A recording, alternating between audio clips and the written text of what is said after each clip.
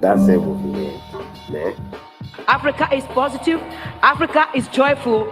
Africa is on the rise. Trailers and inspired visuals, visually elegant and refined. I could place his work next to anyone. The first time I came to Fest, I was ossified all the time I was here.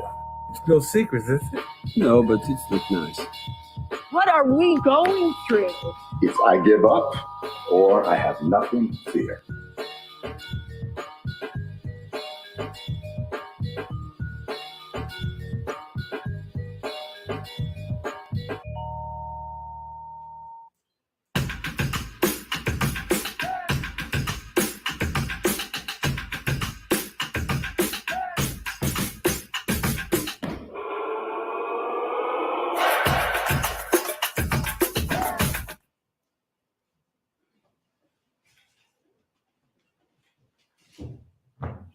Hello. Good afternoon, everyone. Welcome. Yeah. We're here. Day two. I'm Leslie Fields Cruz. I'm the executive director of Black Public Media. My pronouns are she, her, hers, and I am a dark brown-skinned woman with a graying slick back afro, with an orange shirt, a brightly African print dress, and we are here at the Green Space, which is in Manhattan, New York, on the unceded lands of the Lenape Native American people. For those of you who are joining in virtually, please feel free to post your own land acknowledgement in the chat. All right, so this is day 2 of Pitch Black Forum. This is our immersive forum, right? And I have to say that Black Public Media, we've been around for a long time, and we actually have this amazing track record with supporting documentary makers, and they've won awards, and they're working in the industry. And so, of course, it was natural for us to say, what can we do to help immersive media makers, right? And so we launched upon that journey in 2018, but the goal is the same as it was yesterday for our immersive media makers. This is a resource-rich community. We are here with knowledge, we have partnerships that we want, and of course, there's funding and there's finance, right? So I want to encourage all of you, as you hear these pitches and you hear the stories around these projects, to consider what can you bring to support these projects so that they can continue to be developed and realized, because eventually these are the stories that will enrich all of our lives, right? I want to make sure that I thank our sponsors, our Pitch Black sponsors. They are Netflix, PBS, Gimlet, Paramount Plus, and of course our PBM, our Black Public Media supporters, CPB, MacArthur Foundation, Acton Family Giving, NISCA, DCA, the Upper Manhattan Empowerment Zone, and the Tarver Walls Foundation. And the many of you who donated to Black Public Media, thank you.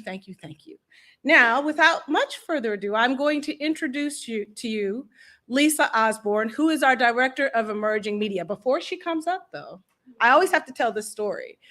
She and I was told, you should talk to Lisa if you're going to move into immersive media and emerging media. And I knew Lisa. Lisa knew Black Public Media when we were MBPC, because she worked with our beloved Christian during the New Media Institute. And so what was supposed to be a 1-hour conversation turned into a 2-hour conversation. And I convinced her to join us. And that is why we are here today. So I want to thank Lisa Osborne. Please come on up.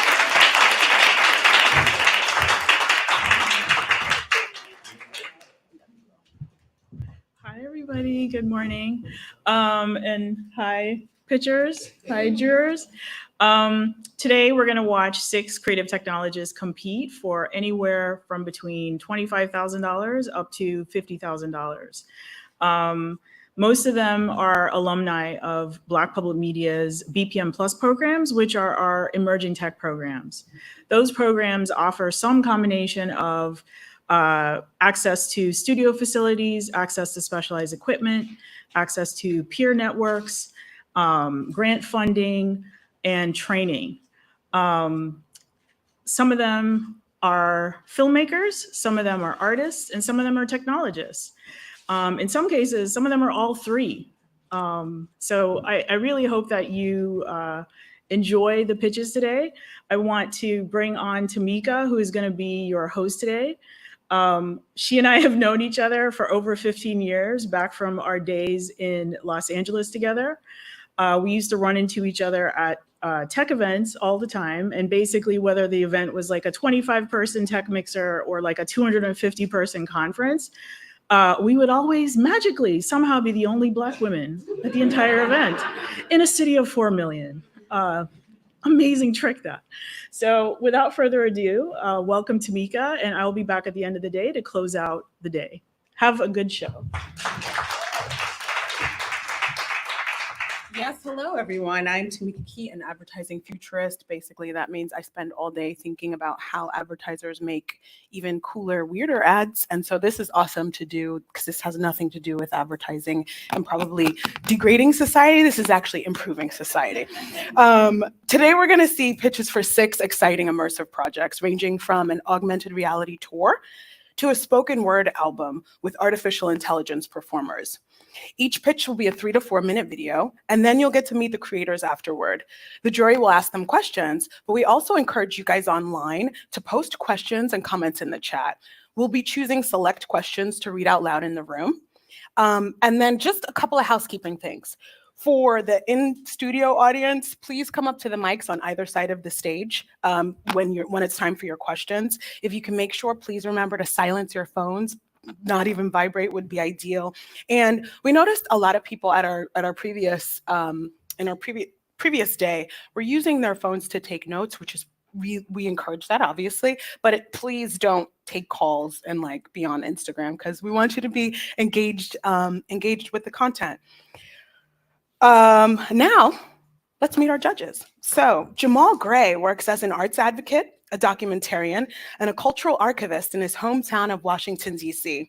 As part of his role at Cultural D.C., Jamal created Torrents, a 4-day artist-led convening that explored the intersection of art and technology.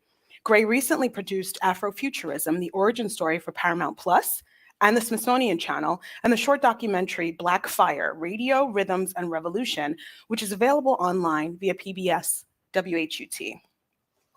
Next is Dr. Courtney Cogburn, an associate professor at the Columbia University School of Social Work. Her research focuses on 2 areas: improving the characterization and measurement of racism, as well as examining the role of racism in the creation of racial inequities in health. Dr. Cogburn was the lead creator and researcher for 1,000 Cut Journey, a virtual reality experience that allowed users to embody a young Black man. It premiered at the 2018 Tribeca Film Festival, and she's currently developing projects focused on Black futures, imagination, radical storytelling, and healing. And last but not least is John Cesare Goff, a multidisciplinary artist, curator, and arts administrator. As part of the Ford Foundation's Creativity and Free Expression team, he makes grants globally in documentary film, new media, and visual storytelling for the Foundation's Just Films program. His first feature documentary, After Sherman, debuted in 2022 at True False and screened at Tribeca and BFI London. It went on to win Best Feature Documentary at the 2022 Atlanta and Santa Barbara Film Festivals.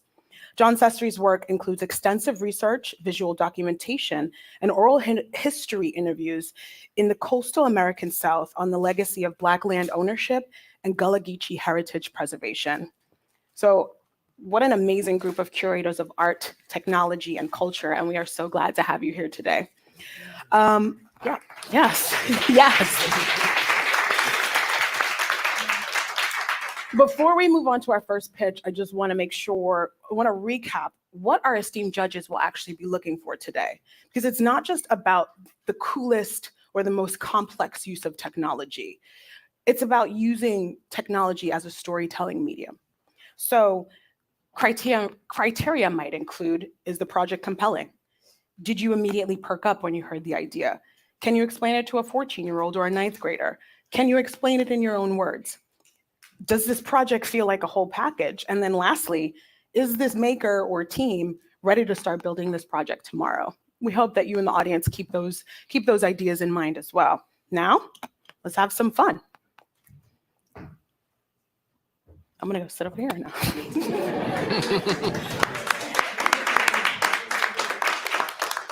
So our first project is Kandaka, a virtual reality piece by filmmaker and artist Ainsley Ellen Robeson. Ainsley participated in the 2023 Black Public Media Incubator Bootcamp and the BPM Plus Immersive Workshop at Onyx Studio. Kandaka transports us to the former Kushite Empire, which is in present-day Sudan. Let's acknowledge that Sudan is in the midst of a serious crisis right now and just take a moment. This is Kandaka. My name is Ainsley Ellen Robeson, and I'm a director, writer, and media artist. Scrolling around a series of 3D reconstructed digital assets in a game engine, I happened upon this image.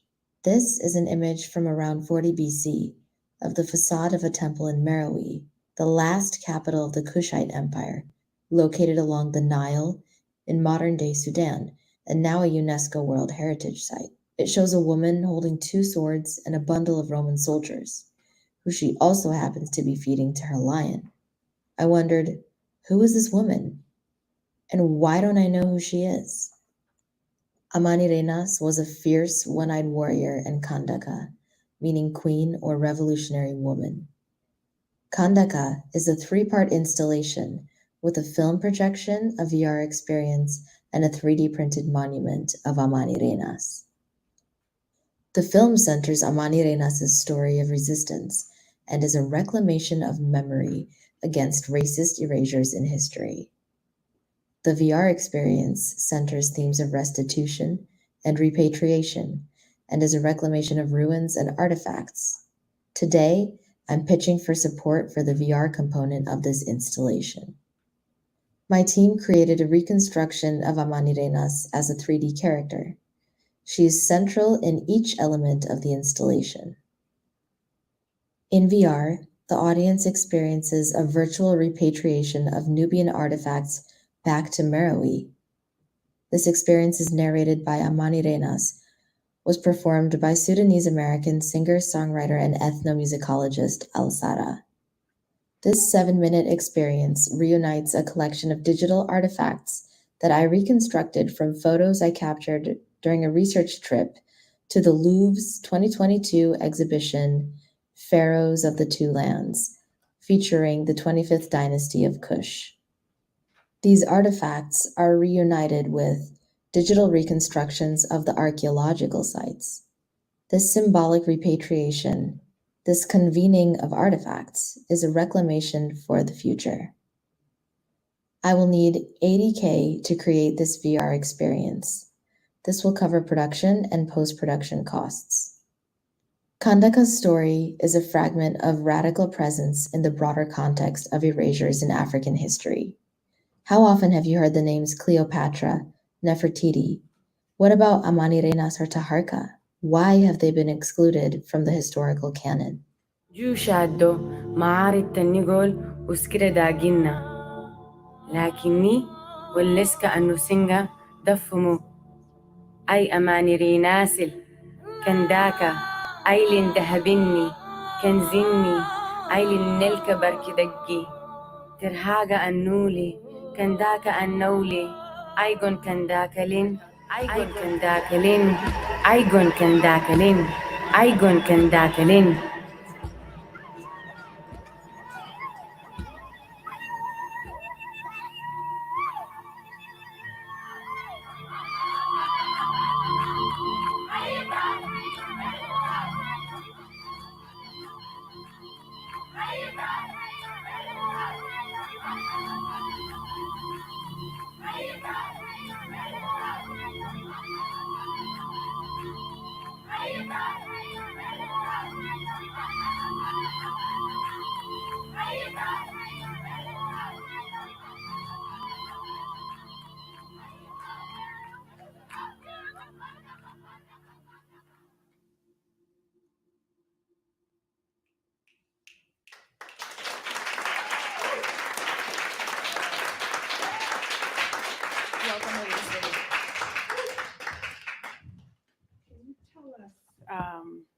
Can you tell us why this project matters to you? Yeah, first of all, thank you, everyone. I'm really excited to be here, and I'm really excited to start answering these questions. So Kandaka is really important to me because growing up as an Ethiopian American in Cleveland, Ohio, I noticed a real absence of information about African history in school. And I think this absence is really, due to America's Eurocentric educational systems. And it has a really toxic effect on your mentality as a child growing up when you can't access any history or information about where the continent where your people come from.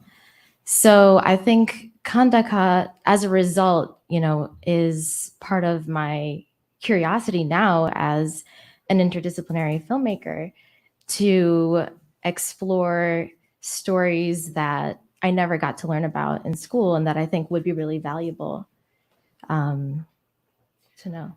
Sure. So let's start with John Sestry. Yeah, it was exciting to hear you talk about digital repatriation in this project. Can you maybe share a little bit about who your intended audience is and how you hope that they'll have access to this work? Yeah, so actually, first and foremost, my intended audience is people in Sudan. I've actually already been in contact with Carmichael Festival. They were interested in my previous work, and it's a festival in the middle of the desert. And they do interactive media installations, VR experiences. So first, it's for the people of Sudan. Second, everyone else interested in learning about this history. I myself didn't even know that pyramids existed in Sudan. I only knew about Egypt. Basically, anyone from the ages of like 10 to 90 who wants to learn more about African history, anyone interested in archaeology, in African queens, so from VR or tech enthusiasts to people who just want to learn about history, I think it has a really wide appeal. Thank you. Yeah, so also it was really beautiful representation of your story and this work. Could you speak to why virtual reality was an important medium for you to use for this? I'm so happy you asked that. So I think, especially in the context of Kandaka, VR really opens up the potential for creating spaces that can't exist in real life. So particularly with repatriation, those artifacts are in France. They're not, I can't take them back to Sudan, and who knows when that's going to happen. So I think this can only exist right now, digital fragments that I was able to collect.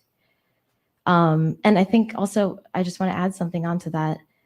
There's a real difference between the point clouds that I created, scanning on the go, versus the reconstructions of the archaeological sites, which I was given access to by a French company that owns the IP. So there's this whole conversation, it's a whole thing we could get into, but about digital colonialism, and it's really important for this to exist in virtual space also because I'm countering that with the artifacts that I myself scanned, and I'm creating space for this conversation about repatriation. Thanks. The project looks really interesting. I'm just curious, where do you see like it actually living, like in a physical space? Of course, virtual, but I think the environment could also inform, like the environment that it lives in or travels to would inform. So have you thought about like what the physical space looks like, where you'd be sharing it?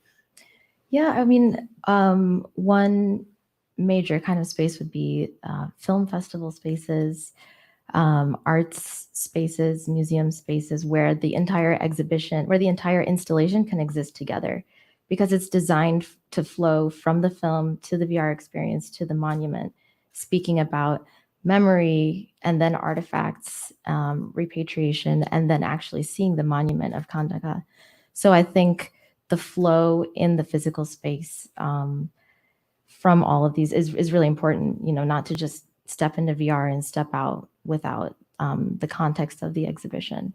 So yeah, arts spaces, cultural institutions.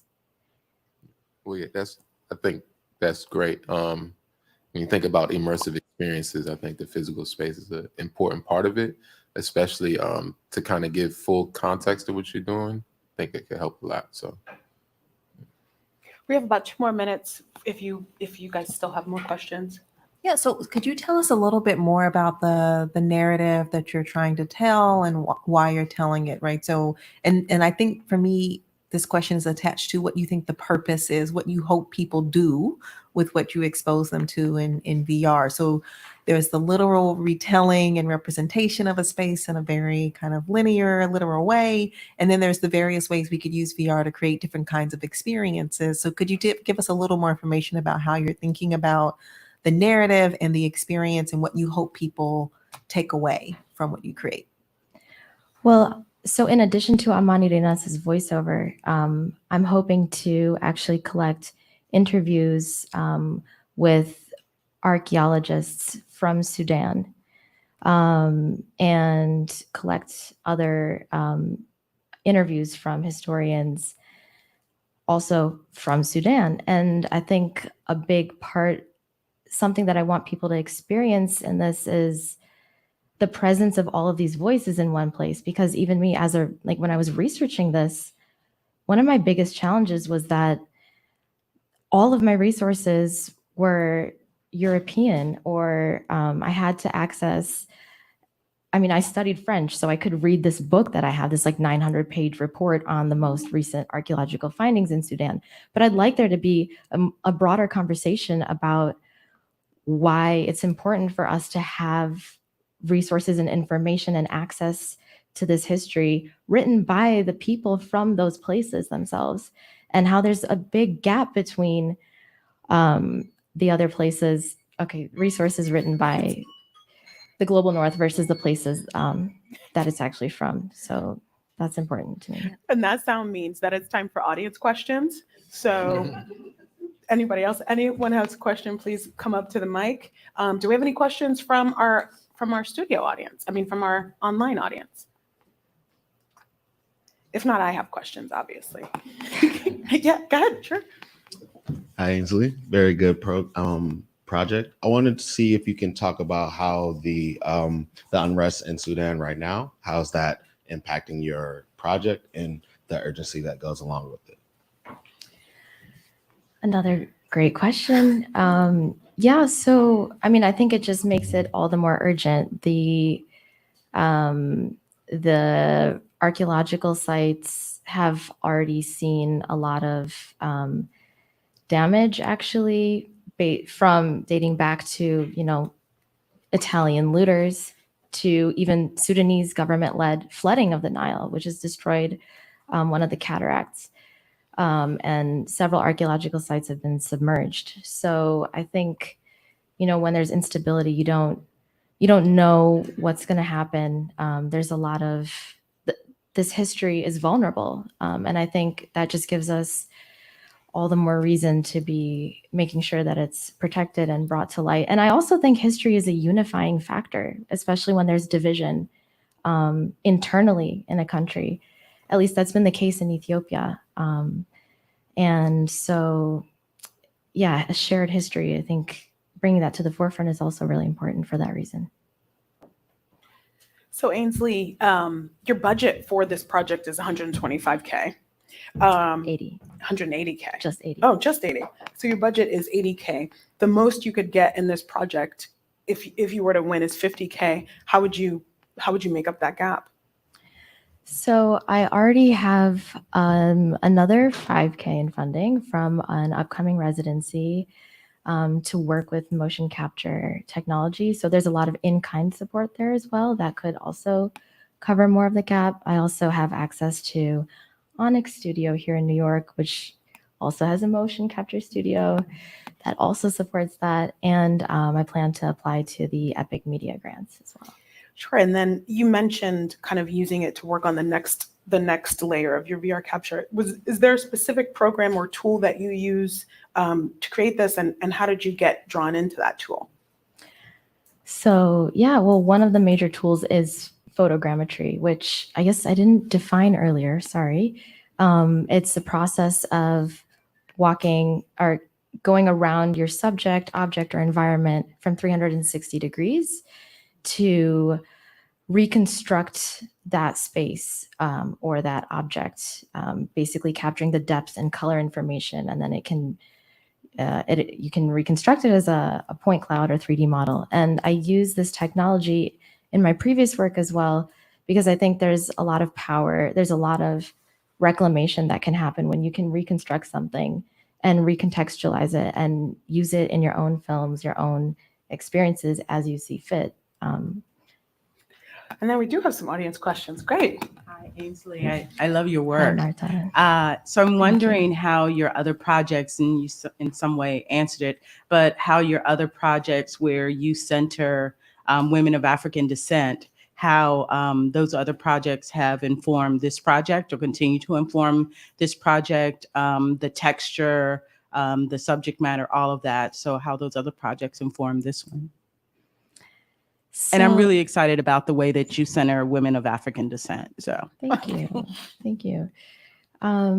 So another recent work was this Octavia Butler piece for the New York Times, where I used the same style of photogrammetry to capture the worlds that Octavia Butler made and the worlds that made her. And again, I think photogrammetry for me has been this powerful tool of reclaiming space, recontextualizing space, and drawing new meaning in spaces that might not have those meanings attached to them. But basically what I'm trying to say is, I think through this tool of walking in the shadow or in the footprints of these women of African descent whose stories inspire me, it's just really exciting to be able to recreate fragments of their worlds, even if I don't have full archival information, or if part of the story is erased, you can still rewrite part of that story, even visually, with the fragmented point clouds that I'm able to create. Thank you. Thank you. Next question. There are a couple questions from online for you, Ainsley. One is from Fran S. What impact do you see your project having, and how many people ideally would you like to reach? As many as possible. I mean, the whole world. I think this Nubian history is relevant to everyone, because look at how popular Egyptology is. Look at every King Tut exhibit. I mean, that travels the world. It sells out. And there was even a King Tut VR experience I know about that was super successful. People are fascinated with Egyptology, but people don't even know about this Nubian history that was totally written off as just a mere outpost of Egypt, but it was a whole neighboring civilization. So I hope people see that. I hope people see the magnitude of this history, and how it's not just past tense, it's relevant to the future too. Thank you so much, Ainsley. Thank you.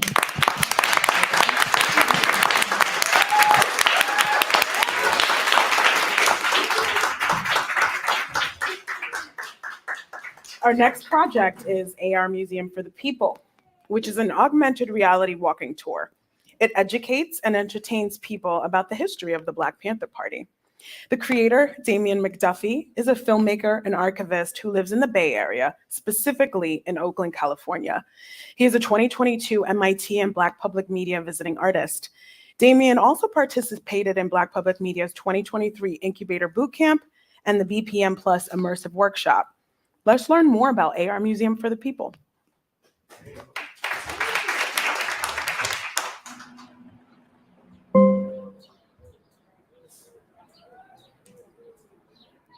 Welcome to 1967. Muhammad Ali is refusing to fight in the Vietnam War. Thurgood Marshall just became the country's first Black Supreme Court Justice. Aretha Franklin's R.E.S.P.E.C.T. is topping the Billboard charts. This oak tree here, it's about yay high. And little Huey P. Newton is now in his early 20s and has started a political party. They're calling themselves the Black Panther Party for Self-Defense. The Black Panther Party for Self-Defense became the most important urban mass movement of the 20th century through its unapologetic expression of Black love right here in Oakland. The AR Museum for the People project is a 50-minute augmented reality walking tour that uses the entire neighborhood to educate and entertain folks about Oakland's Black Panther history. This part walking tour, part podcast, part augmented reality experience tells the story of how two community college kids led a movement that reverberated around the world and caused the then FBI Director J. Edgar Hoover to declare the Panthers the greatest domestic threat to American national security. This project is unlike other walking tours. On this AR walking tour, each way, each spot or stop is enhanced with archives that extend the digital story into the physical world. It's like a movie for your ears or a podcast for your feet, set to the music of the Black Panther house band, The Lumpin'. My name is Damian McDuffie. I'm a creative technologist, a digital archivist, a writer, a filmmaker. I created an app called Black Terminus AR that allows anybody to bring art and culture to life.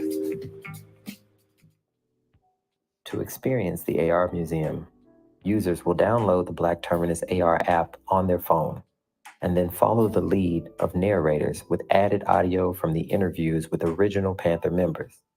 They will be taken on historic walks through the Lower Bottoms neighborhood of West Oakland.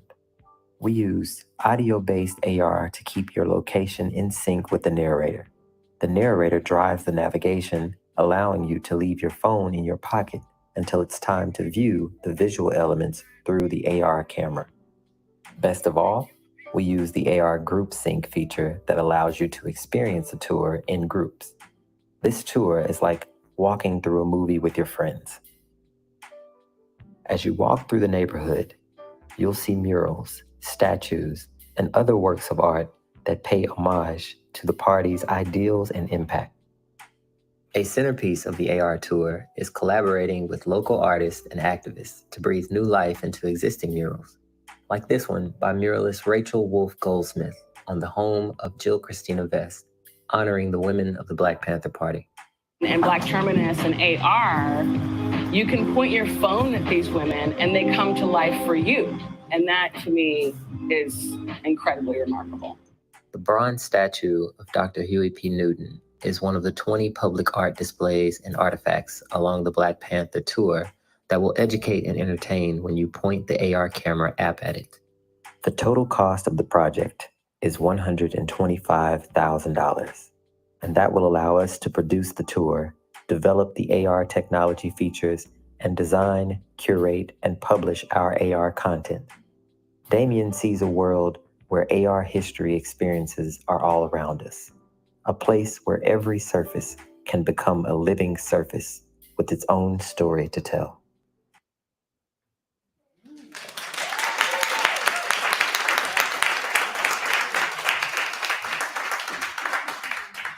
Welcome, Damien.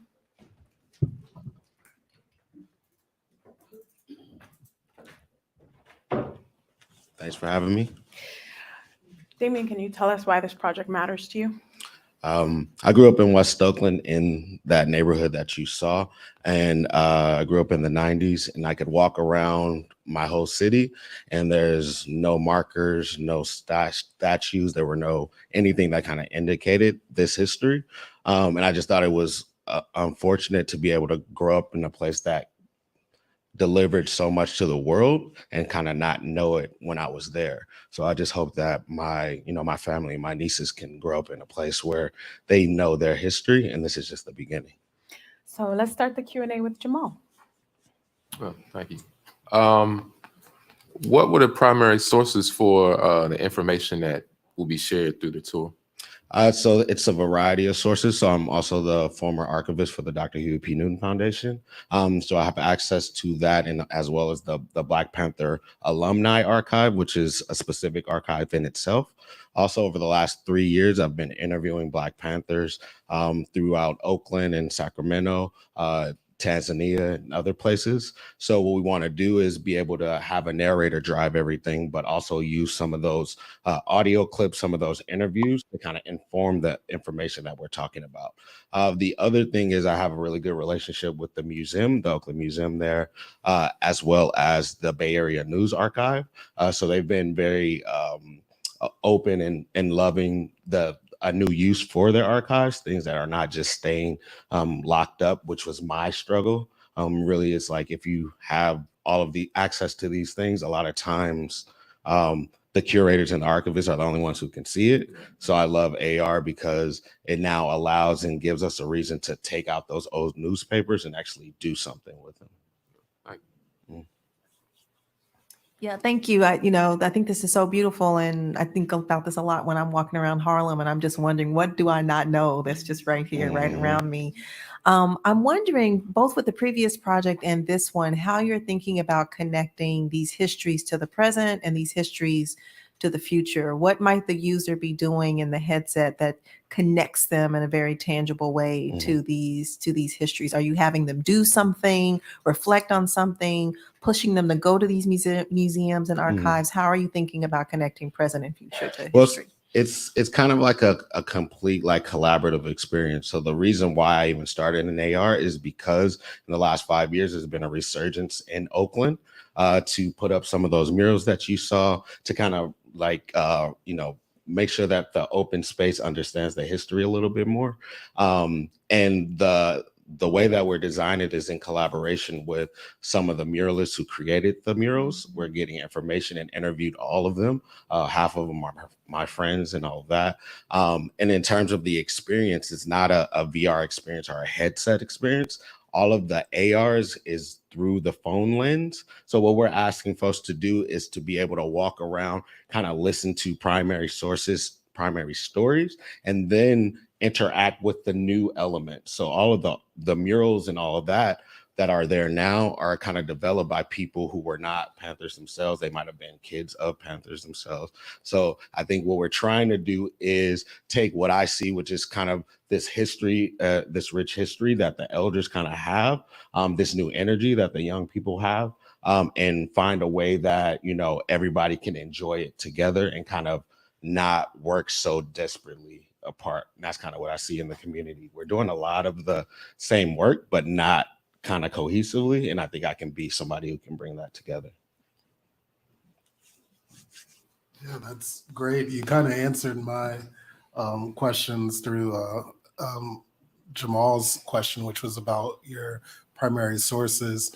And it leads me to wonder if there is an opportunity for even further community curation in this project, accessing or building community archives from, amateur personal materials. And is that at all included in this work? I love that question. Yeah. So the basis of this project is to act as a sample of what can be, what people can do in their own neighborhoods. Right now, the app that we develop on, the app that I developed myself, everyone in the world has access to create those experiences right now, just to experiment and take photos that they have, or take art that they have, or take, still work or models and things like that, and add digital elements that add to it. So what I'm trying to show people is that AR is like, to use it as a gimmick is probably like the worst way that you can use this. If you can take something that's already amazing and then add to it and just make it better by adding more information, allowing people to understand a little bit more. Maybe I don't want to read a page, but I can listen to a 1 minute kind of podcast that gives me the same kind of summary. So figuring out ways to kind of get people through this, and then also make them understand that it's not just flower crowns. I have one sort of follow-up to that. Is there an opportunity for user engagement? So people who experience and participate in the walking tour to maybe contribute some sort of memory or reflection for others to engage with? Well, so the way that it works right now, we're designing a standalone audio experience, but in the run up and kind of in combination, we also have actual Panthers that will be kind of leading some of the tours, especially for people who aren't necessarily just gonna feel comfortable walking around with everything in their ear and all those kind of things. And I think that there's definitely opportunity for people to contribute, because after they've experienced it, it's always an encouragement to kind of go online, open up the app, tap create, and then be able to create something on the spot. So in terms of those people who may be leading folks, that we're probably gonna do something with that. Now we'll open up to the audience questions, please. Do we have any questions from online? We do. Great. Damien, there is a question from Fran S, and they're asking, do you have to be in Oakland to experience it? How do you envision it being available to a wider audience? So what we want to do is the whole idea is to make augmented reality accessible, make it easy, make it more drag and drop than code based. So what we're going to be doing is, as we've developed our own AR tour and we've been able to create a story, we're going to make the templates kind of available to everyone in their own neighborhoods. In the same time, we've already been kind of running workshops specifically with artists, analog artists, people who are fine artists, traditional artists, and kind of showing them how to use the tool to kind of enhance their neighborhood. I think what I'm really focused on is in terms of people being able to experience it, it is a site-specific AR experience, but the audio will be able to be something that anyone can just listen to and kind of wander around in their head and see where they're going. But the idea is we want people to be there to understand the navigation, to see what we're telling them to see, and kind of interact with the full story. So I want to design it so that it's not, you have to be there, but that's going to be the best experience. Any more audience questions? Okay, be me and you, Damien. Okay. So I think a lot of people's first experience with AR was Pokemon Go. Right. Is that what influenced you to do this? Were you working with AR before that? No, so I got into AR just through the archive. So I was the archivist, the digital archivist for the Panthers, as well as the Dr. Huey P. Newton Foundation, but also my own family. So I've been the person that's been holding all these photos, and I always struggled with like getting them out to everyone. So what I loved is when I discovered AR in a museum in Thailand, is that now you can have one image and you can like attach several photos and several videos to that. And now instead of, having to print something for everybody in Alabama and California, I can send them one photo and then have that kind of experience and then encourage them to do some of the same. So in your pitch, I think you mentioned that there would be 20 stops on the tour. What percentage of those stops do you have the AR created for already? So there's about 12 stops, 10 to 12 stops, but there are about 20 experiences at those. So you might be at one place, but have 4 different interactions and art experiences. In terms of the ones that are done, I've been working on this for a year or so. So I have iterations. All the ones that you've seen in this clip are really just meant to be samples of what can be. I just got into this maybe 2 years ago. So I think there are people, there are artists, there are creators, there are 3D folks who can take some of the vision and just make it much better. But right now you can walk around and experience the AR, but it's not a connected tour. What we need to do is produce the audio portion to connect it and make it a real story. And judges, if other questions come up, you can definitely. Do you have? Yeah, I think a similar question that was asked previously around like, where do you see this existing? And that's part of the beauty of AR, that it's so accessible. But what other contexts might this be used in and enhanced? Well, yeah, I mean, I think the goal is to get 1% of the city of Oakland to participate, so maybe about 4,000 people. What we want to do is make it so that this is something that can be more easily replicable. So what we've done is for the mural house, we'll try to do things like have workshops with some of the youth. A lot of students come through there. And we're also just trying to figure out a way along the way to make sure that we're connecting businesses, different stops that make sense. Maybe you should stop at this place to get something to eat. Yeah. You should buy some, some books from this place, and just kind of curate it and lead people through an experience that only people who are kind of around and local can help them do. I have a money question because I always Yeah. do. So your budget is 125. Mm-hmm. Again, there's a gap between if you win Right. the full prize, it's 50. How would you make up the rest of that? So we've been fortunate enough to get a lot of different sources of support. So one of the first sources was Visit Oakland, the tourism board that helped me build the app. They've also kind of promised a certain amount of money in terms of like $10,000 to $20,000, but we've also gotten support from Niantic's Black Developer Initiative, which comes with some money, but also the technology that we really need to have in terms of the Pokemon Go technology. They're finally like giving us that to kind of interact and just bring it all together.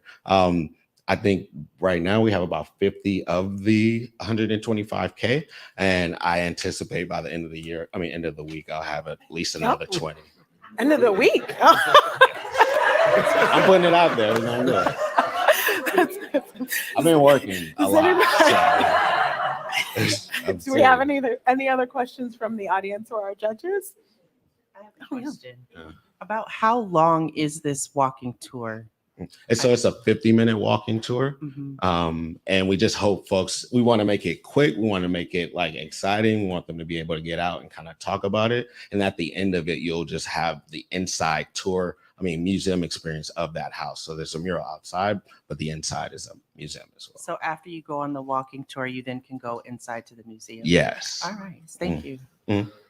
Thank you so much, Damien. Thank you.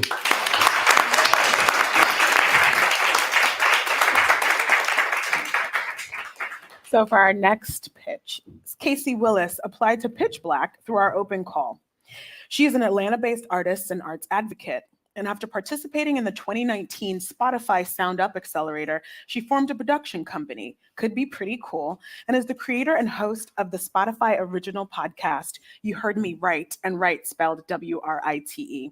Today, Casey is presenting Word Games, a spoken word album that features both human and artificial intelligence performers, basically bots. So let's see how this spoken word competition will work.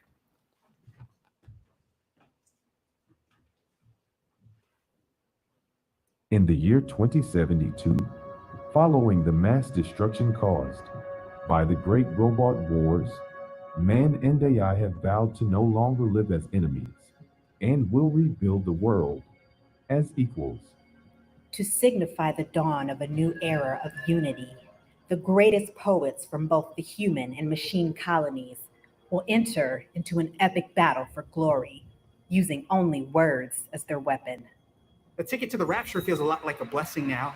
Feels a lot like an escape from all this pain, the suffering. Anger boils within me, a seething rage, like a fierce storm. It rages and swells with each passing age. Who will be victorious? The soul of man or the calculated mind of AI? Only you can decide. Hi, I'm Casey Willis, creator and co-host of Word Games. Word Games is an immersive spoken word concept album that merges original poetry written and performed by humans with poetry that is written and performed by AI text and audio generators, set in a fictional future world that will expand the possibilities of audio-only storytelling. Our team's creative process is based on traditions rooted in devised theater-making techniques. So think of this project as a technologically enhanced radio play. 5 human poets, ranging from award-nominated publishers to up-and-coming MCs, will each be given one word to serve as inspiration for an original poem. We will then use that same word as a prompt to give to 5 AI chatbots to also write a poem about the same subject. After we record the audio of humans performing their work and design AI voices to perform the AI poems, our production team, consisting of sound designers and writers, will craft the narrative of the 2072 Word Games, including character backstories around the poetry battle in this audio EP, which will run about 35 minutes in length, and will be released on all major streaming audio platforms. I'll let Vector tell you more. Hello, I am Vector, co-host of Word Games. After the Great Robot War, I was placed in charge of economic development for state-sponsored goodwill initiatives.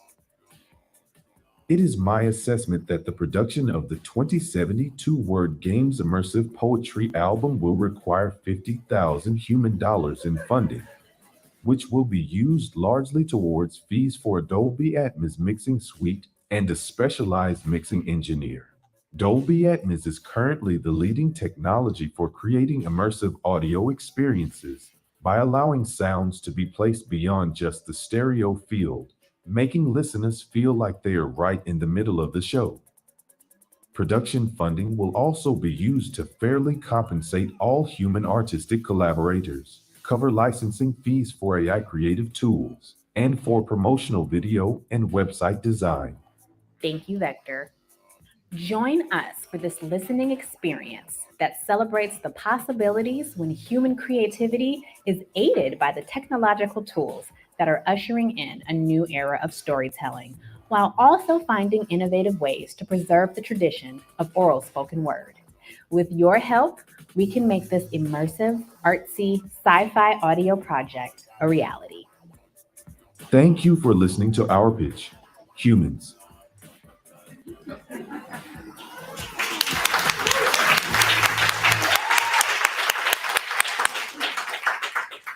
Welcome, Casey. So can you tell us why this project matters to you? Yes, I think mirroring my former contestants, I grew up listening to storybooks on tape. Peter and the Wolf was my favorite. I would just sit on the floor and listen to these stories like over and over again. And of course, at the time, I didn't know what a sound designer was, but I knew that I too wanted to make stories for tape. And this project for me is robot toys in the sandbox and rhymes and silly songs with my friends. It's all the stuff I like. So Dr. Cogburn, given your AI experience, can we start with you? Yeah. Oh, I just have a question about audio. Why is audio and sound such an important part for you to represent this kind of experience? Yes. So in doing research for this project, our team discovered that the first commercially available radio plays in both Britain and in the United States were released in 1924. So we're actually coming up on the 100-year anniversary of the radio play.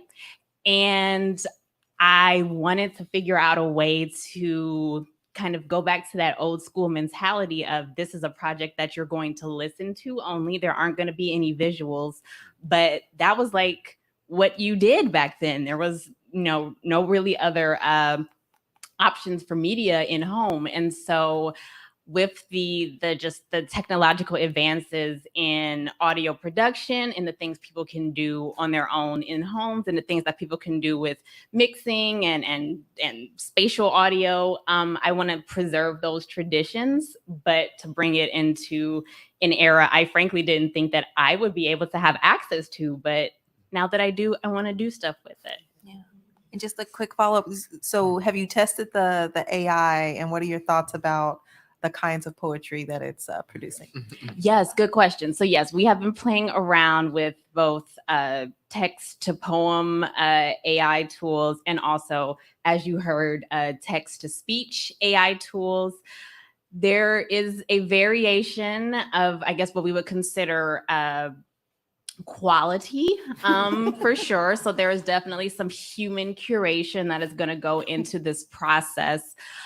But there's also sort of I'm almost envisioning this work 10, 20 years from now when these tools are like super good and we won't be able to tell the difference between work that's made by humans and AI anymore.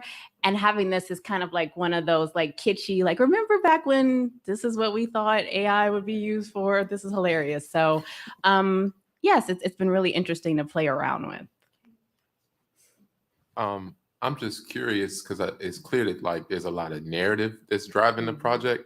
So does this live as like in your mind a standalone project, or is there a whole like world building that'll be happening? Maybe other projects that accompany it, or Great question. So I'm envisioning this as a standalone project. Our initial thought is to release it as sort of like a special edition on our existing podcast feed, and to also release it separately on music feeds as like a spoken word album. And so playing in this space and testing out this concept, it may lead to future work in the AI space. But as of right now, we want to just make one solid technological radio play.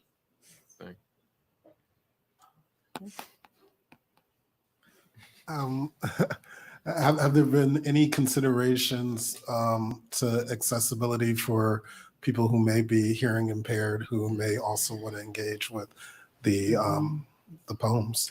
Yes, this is a conversation in the podcast community at large about transcripts, adding transcriptions to things. And so that is something that we've sort of been thinking about. I work with a videographer who's done promo stuff for us before.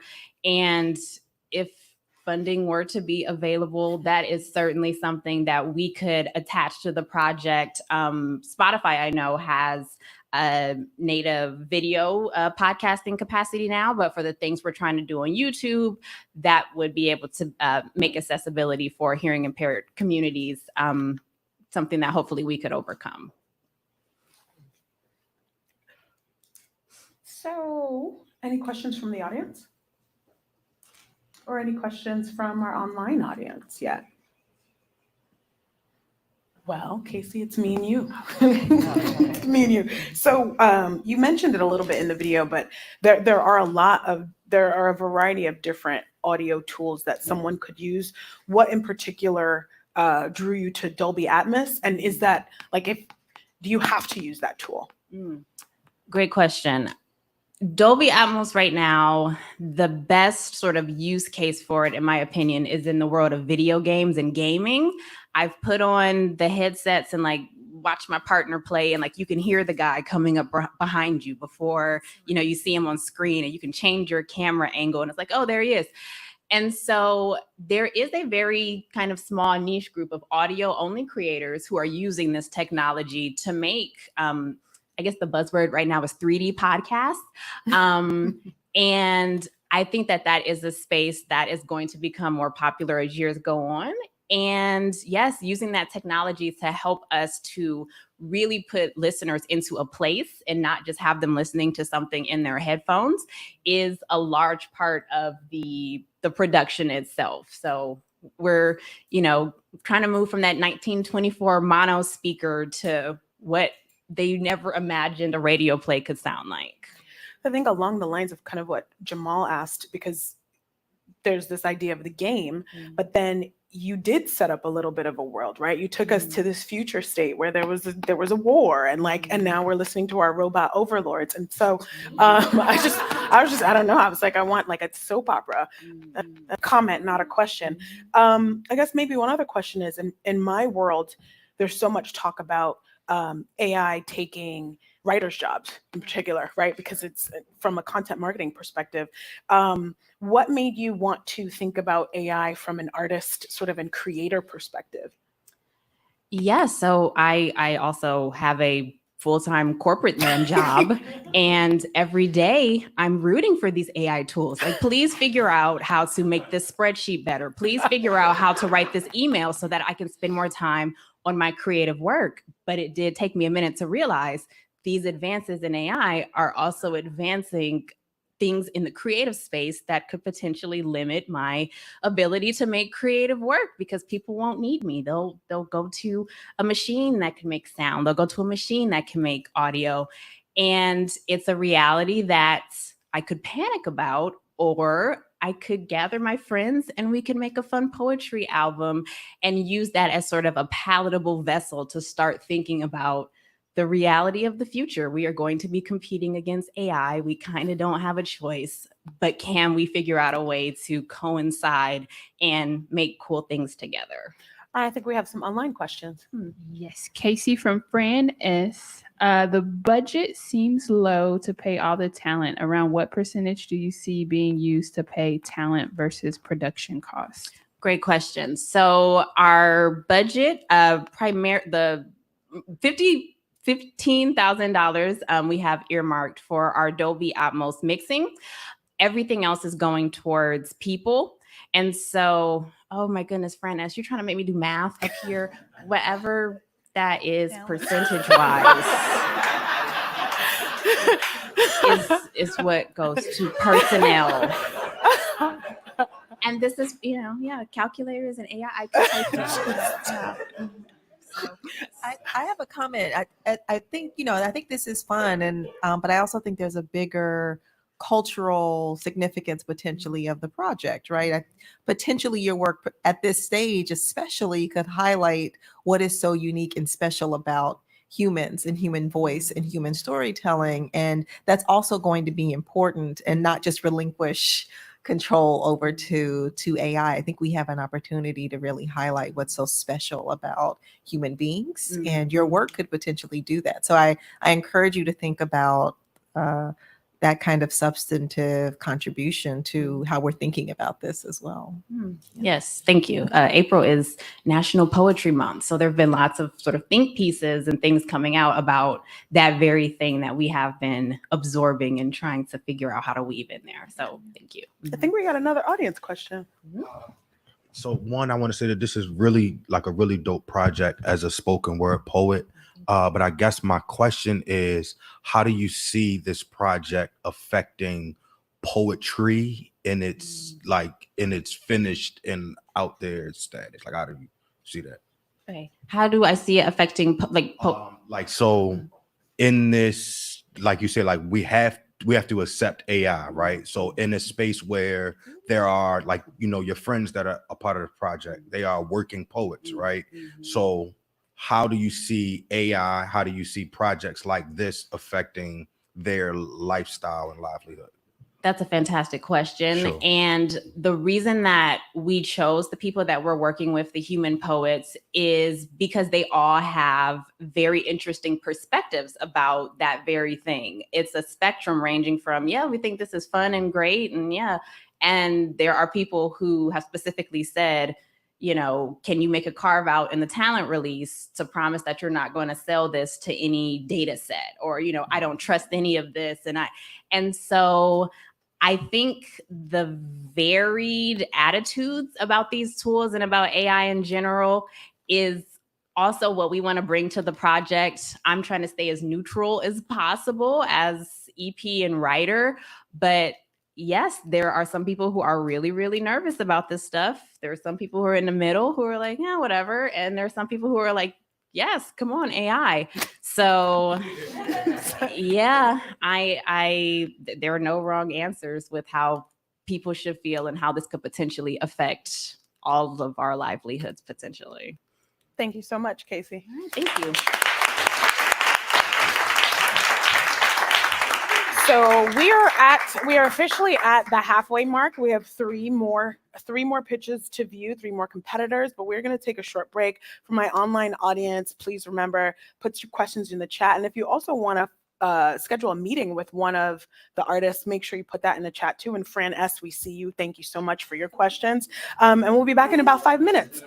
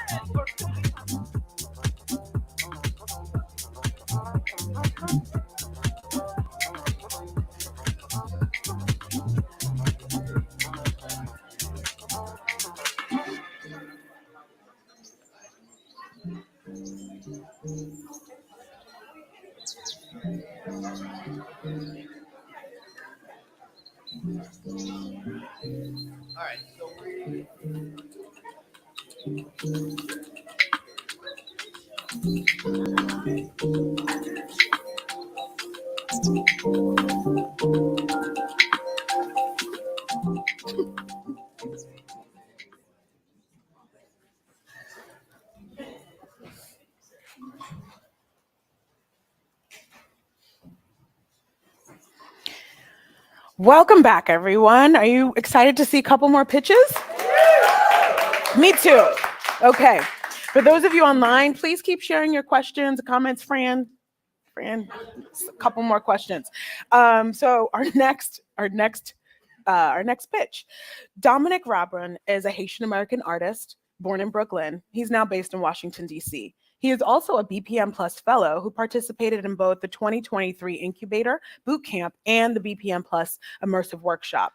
In his experimental game, Kies Uye, 3 free slaves grapple with their newly declared freedom during the Haitian Revolution. This is Kies Uye. Hello, my name is Dom Rabran. I'm a digital multimedia artist and the creator of Kies Uye, an experimental art game in which 3 former enslaved Haitians reckon with their newfound freedom. The year is 1801. The small portion of the Caribbean island known as Saint-Domingue is a French colony and home to nearly 500,000 enslaved Africans who once worked in extreme, brutal conditions on sugar, coffee, and indigo plantations. We are 10 years deep into a multi-layered conflict that will come to be known as the Haitian Revolution. Toussaint Louverture, the enigmatic general, has just announced a constitution declaring all former slaves as free people. This is where we begin. Right now, you are in the center of a key moment of the only successful slave revolt in world history. Right now, you are one of the former enslaved who has been freed. In Haitian Creole, Kies Uye means, who are you? This is one of the many questions you will answer as you choose to play as the wounded veteran who has reservations about the conflict, or the Vodou priestess who has to practice her religion in secret as it is now illegal. What secrets are you privy to as the cook for a wealthy family of Black plantation owners? Do you even trust General Toussaint? In Kies Uye, your actions as the veteran, priestess, and the cook might even put you face to face with Toussaint himself. Kies Uye will combine the character movement and quirky conversation interface of Disco Elysium with the cinematic character selection feature of Grand Theft Auto 5. The game will use these elements to present 3 unique views of Toussaint's constitution, which was revealed in 1801. Those familiar with video game storytelling will recognize the subversion of the concept of main characters versus side characters.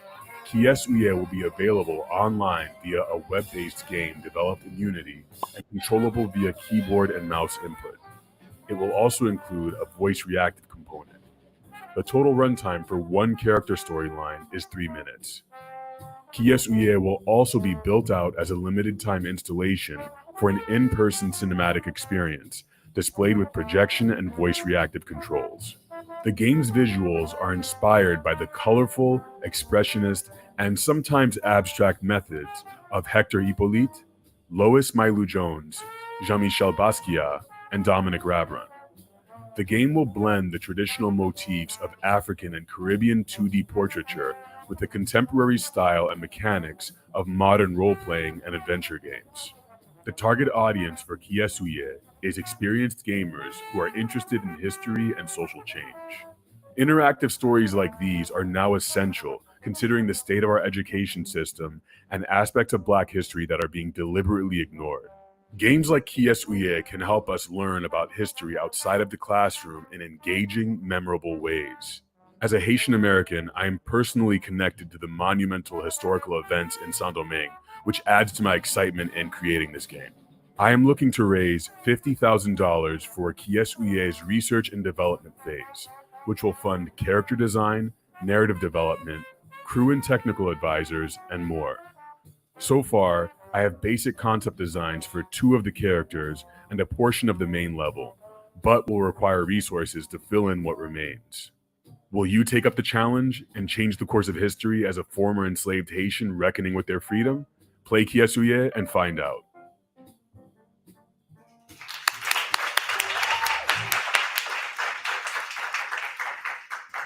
Hi, Dom. Hi, how you doing? So I think we got a little bit of that from your pitch, but can you tell us why this project matters to you? Yeah, as a Haitian American, I think I'm always searching for my history and identity.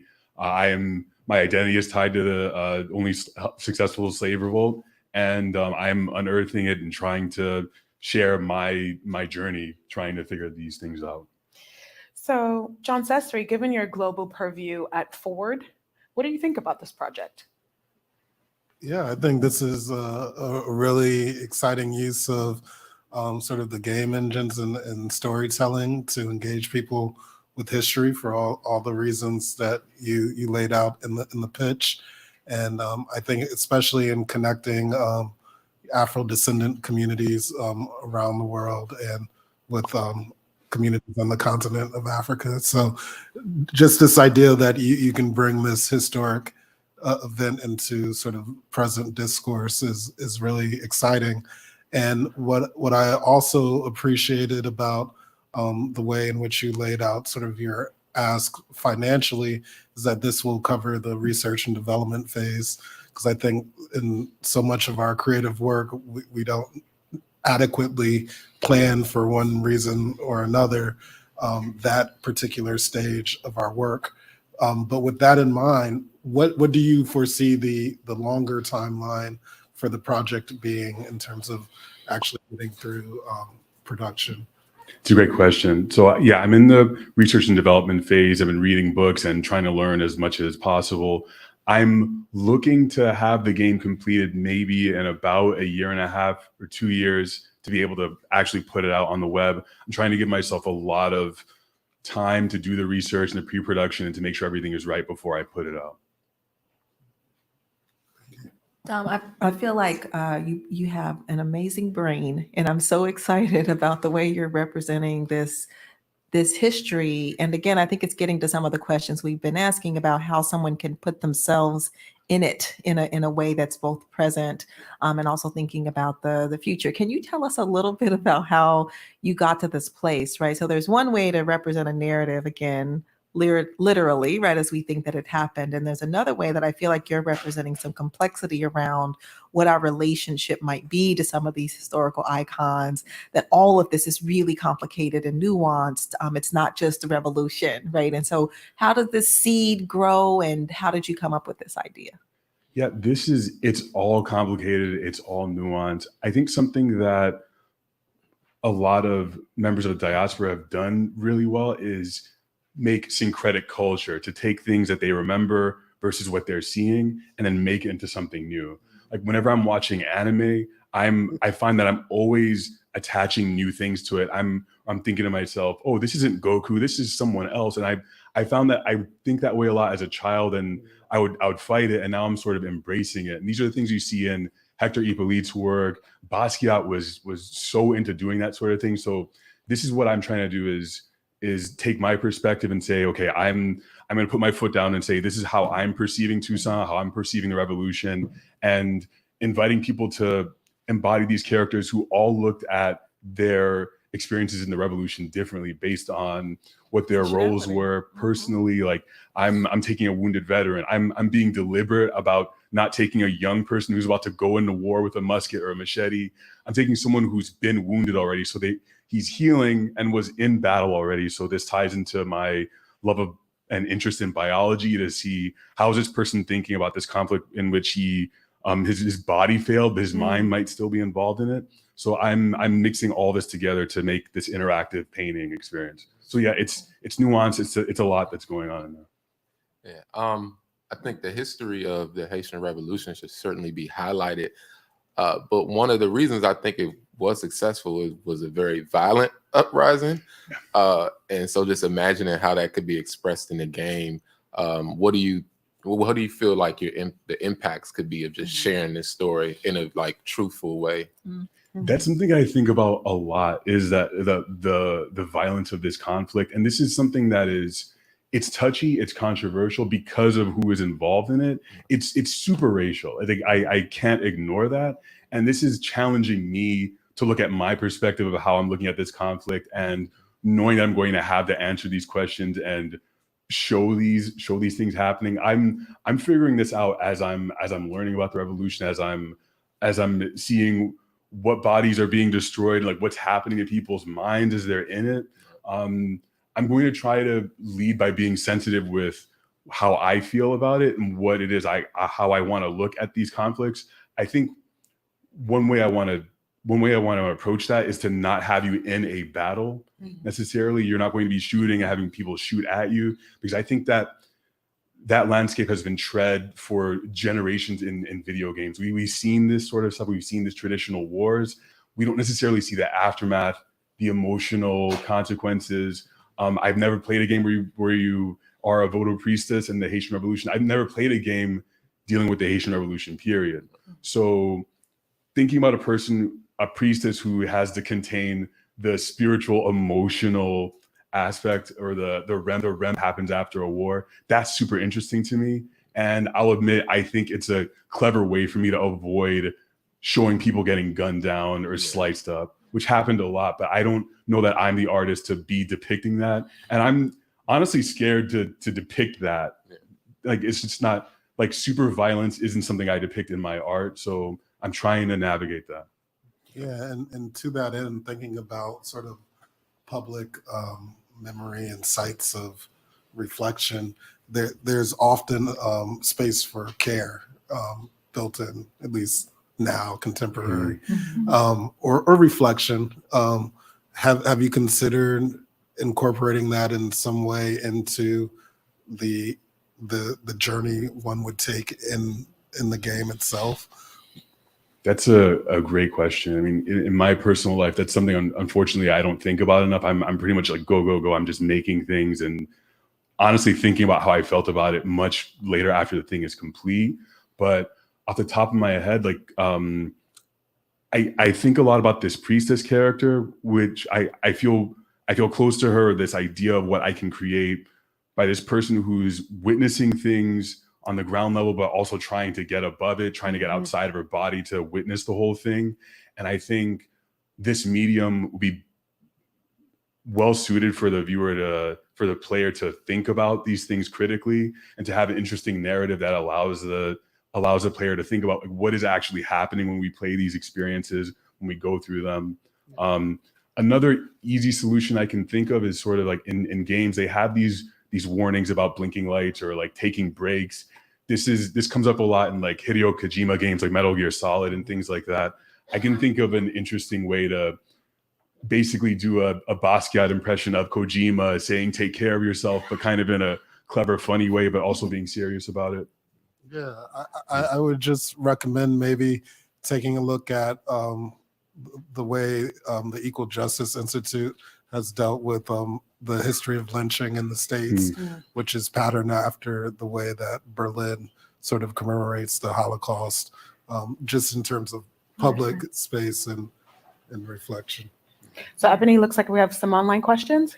We do. Dominic Esteban is asking, what motivated the decision to use a voice interaction for this experience? This is just first off, I think it's a cool technology. Audio is my place of power. I wanted to invite players who are maybe shy about using traditional controls, or just felt like, oh, I'm not a gamer. Or I'm like, well, do you have a voice potentially? Like, do you want to be able to talk to Toussaint? I'm like, originally, I thought about the game as a way for a viewer to talk directly to Toussaint, similar to Civilization, and just to imagine a person being able to speak to this enigmatic leader who maybe doesn't even want to talk to you sometimes, or will answer certain things and not other things, or may even leave the room if you say the thing that he doesn't like. So that was kind of my initial, just wanting the voice to be connected to history, wanting to pull the player into that. We have a question from Ebony. How will the in-person experience differ from the web experience? I think in one word, just cinematic. 2 words, cinematic immersion. Just to be in a room where there's a large projection and your voice is being reacted to by this giant image in front of you. I think immersion will be the main difference. A question from Zuri is, can you describe your gameplay and your strategy to cultivate the hands of the user experience? Hands. That's an interesting word. Hands. Interesting. Yeah. Well, Disco Elysium is the main comp that I use that you saw, where you're using, it's like, imagine a top-down isometric view of a map, and you're moving characters around. I'm looking at this game as if you could have a bird's eye view map of 1801, and you could zoom down and inhabit the body of someone, be with them for a temporary amount of time, and then zoom back out in the map and look around at a different person. That's my main crux of how I'm designing this game and how you're moving around these different personas. It was hands-on user experience, but that was great. Okay. I was like, what? They have hands? I have hands. I gotta get clever. Think of something. All right. And then Fran S, they're asking, do you see expanding the audience that can access this history beyond gamers? I think one way I could think to incorporate different audiences is to encourage people to play as a team, where this is something I did with Disco Elysium with a close friend of mine, where I would play it and she would be watching it, or she'd be playing it and I'd watch it. This happens on Twitch, where millions of people are experiencing full games without actually touching the controller, just being with someone and then having great conversations afterward about what they experienced. So that's a really cheap, easy way I could think to incorporate that. And then we had a YouTube question from Georgiana. They are asking, will you use the same writing software that Disco Elysium uses? I believe Disco Elysium used Twine. I might be wrong on that, but I've already been playing with that in Unity. So I think potentially so, but this is part of the conversations and research I want to have with the technical advisors of like, what is possible here? Because as much as I've been playing around with it, I know there are experts who can just advise me to expand it even more and use it more efficiently. Thank you, Dom. Have any more audience questions? Just a quick comment about perspective taking and embodiment in games or virtual reality, what have you, which I've been thinking about a lot. I think there's, and you mentioned this, right? There's one thing to embody and be in a body. There's a difference with being with that body and being on that body. And so it may be interesting to play around with the ability to occupy different perspectives. So there's watching on Twitch, or you could also be a brooch on the priestess and not the priestess herself, right? So there might be different ways to associate yourselves with those bodies that could be interesting to think about, different levels of engagement. Absolutely. So Dom, I guess my last question would be, oh yes, go. Yes. What's up, Don? Hey. Great. So there's a lot of research that comes along with trying to get the history right. A lot of responsibility you're taking on your shoulders, trying to be accurate, considerate for the people experiencing the game. I'm just wondering, what other resources will you be using to dive into this? I mean, ChatGPT maybe, but I'm saying like, what are some of the resources will you use to be mindful, considerate, and accurate with this history and hate?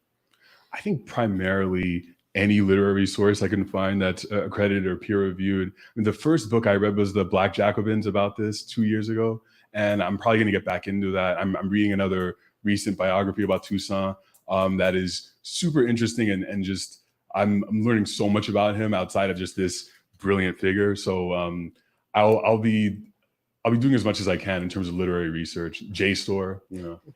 Can I ask one more? We're out of time. I'm so sorry. Thank you. Yeah. Thank you, Elijah. Thank you. Thank you so much, Dom. All right. Thank you all.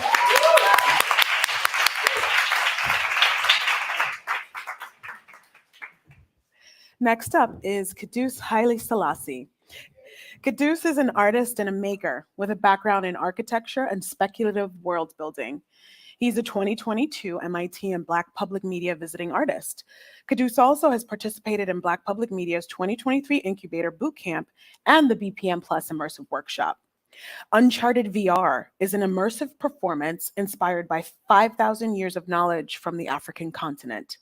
Let's experience Uncharted VR.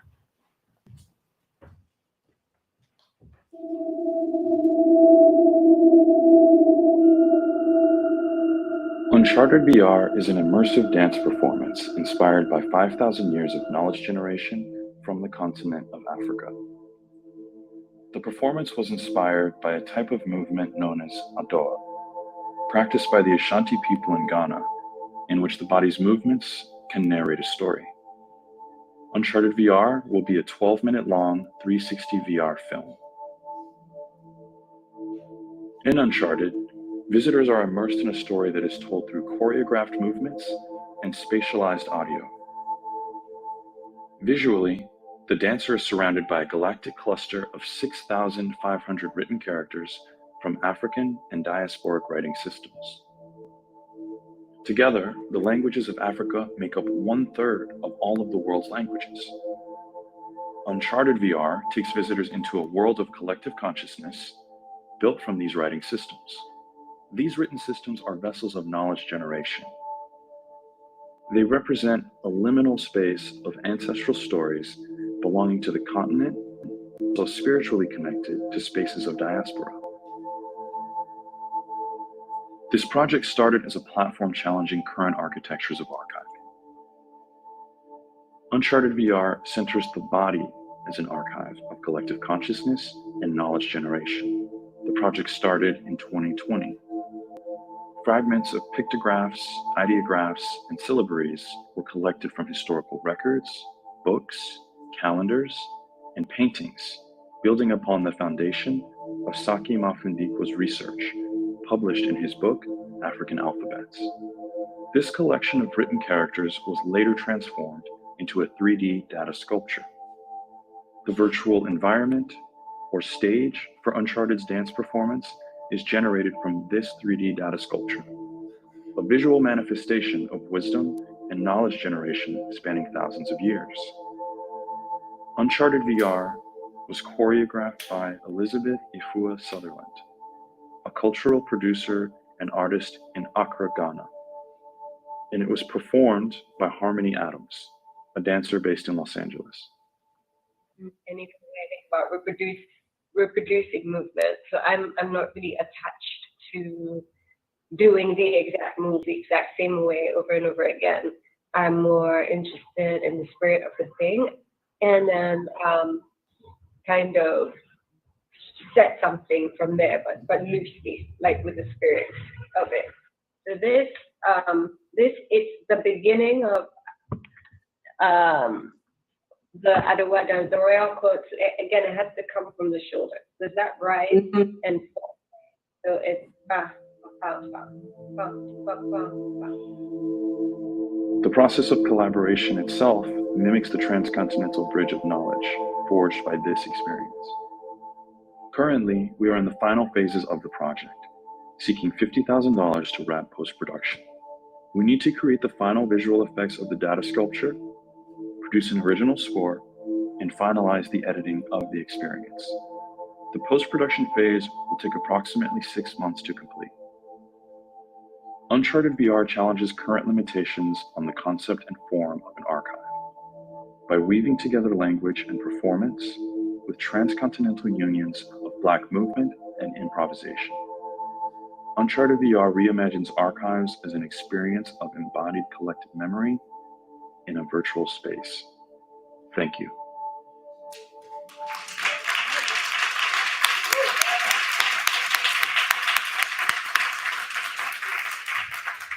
Welcome, Caduce. Thank you. Thank you so much.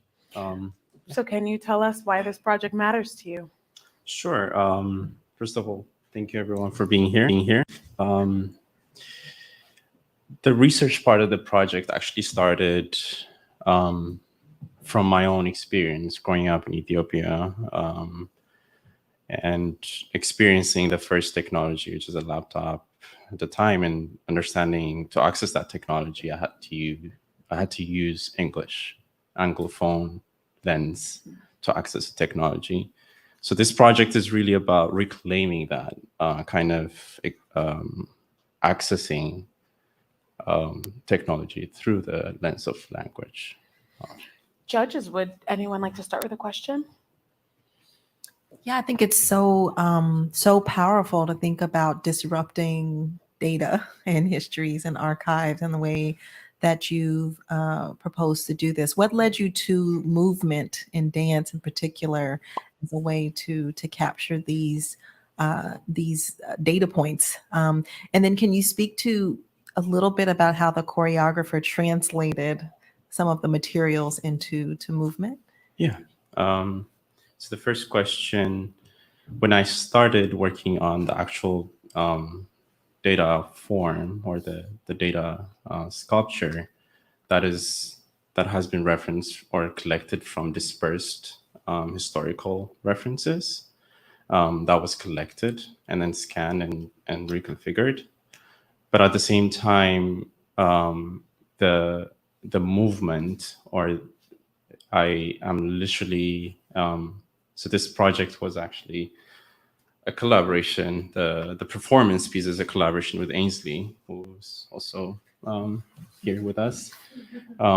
So during the performance piece, or in this time of creating the performance piece, we're kind of reclaiming the body as an archive, and saying all these historical references, or all the documents or writing systems that we are encountering the experience are also experienced through the body. And that's also kind of reflecting on the oral kind of archiving system that most of the languages have on the continent. And then the translation comes from that, where we actually specifically collaborated with one artist and kind of exploring that one specific language, and the Adowa movement becoming a language literally told through a movement, which again echoes this oral and body embodiment of collective knowledge.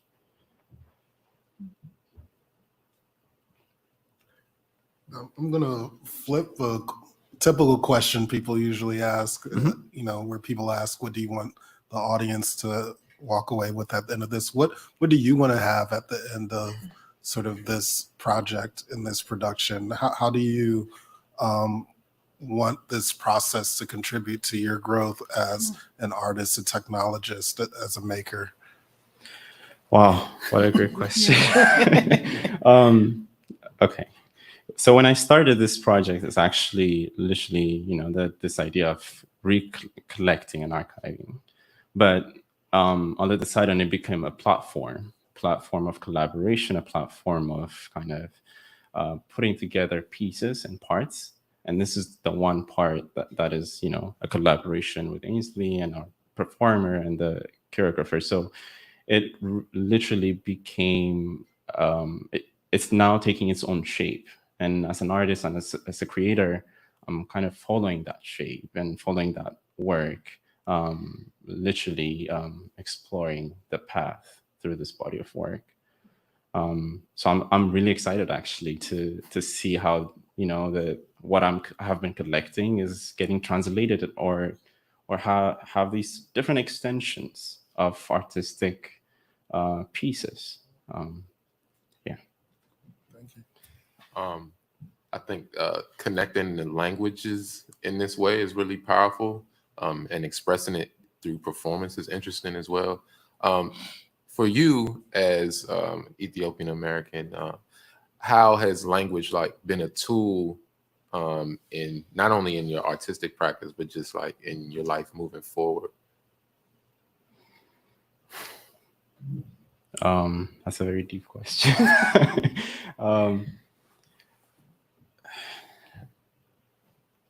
I'm trying to run a lot of, I'll say,